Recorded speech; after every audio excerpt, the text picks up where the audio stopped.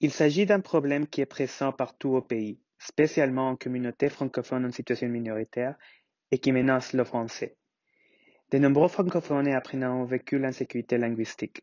Cette insécurité peut avoir un impact négatif sur leur confiance et peut les décourager d'utiliser la langue. L'insécurité linguistique, qu'est-ce que c'est? Un sentiment d'être menacé ou un sentiment de peur ou de crainte de ne pas vouloir parler en français à cause des jugements, des commentaires ou juste des regards même des personnes aux alentours de nous. C'est tellement un grand défi partout au Canada, mais surtout en minorité. Je pense qu'il y a beaucoup plus de gens qui parlent la langue que de gens qu'on entend parler la langue. Et je pense que c'est à peu près le temps, et c'est bien qu'on le fait, qu'on demande pourquoi est-ce qu'on ne l'entend pas plus.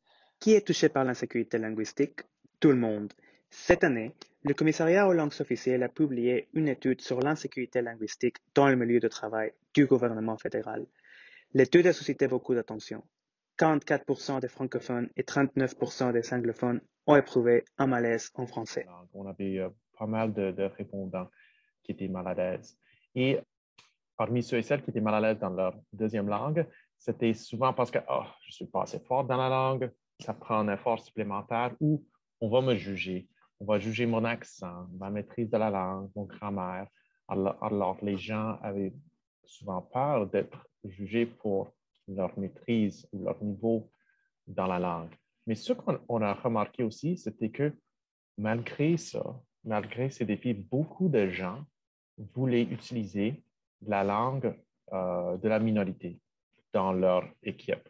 Souvent, dans ce cas-là, c'était le français. Alors, des organismes comme Canadian Parents for French travaillent pour s'assurer qu'il y a des espaces accueillants, sécuritaires et inclusifs pour encourager l'utilisation des compétences linguistiques dans les communications authentiques avec les francophones partout au pays.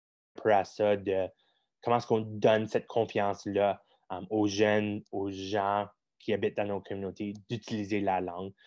Puis si plus de gens l'utilisaient, ça encouragerait même d'autres de l'utiliser, encourager des gens de mettre leurs enfants dans des écoles d'immersion, dans des programmes de français langue seconde. Et c'est comme ça, à mon avis, qu'on va vraiment bâtir cette bilinguisme-là, de grandir la dualité linguistique, c'est en l'entendant plus. Ça aide tellement de motiver des gens le français, c'est plus que juste une langue à l'école quand on l'entend dans nos communautés, même si ces communautés-là ne sont pas classiquement des communautés francophones. Quelles sont les recommandations pour renforcer la sécurité linguistique? Il faudra d'abord utiliser le français, évidemment. Mais il faudra aussi construire des stratégies qui permettront aux francophones de tous niveaux et de tous horizons d'accroître leur sécurité linguistique. S'affirmer dans sa langue, s'affirmer dans son accent, dans sa façon de parler.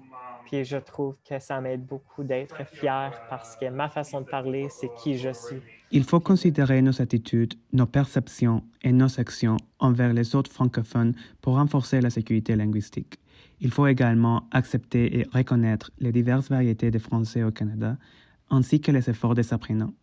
Cela aidera les communautés francophones à s'épanouir.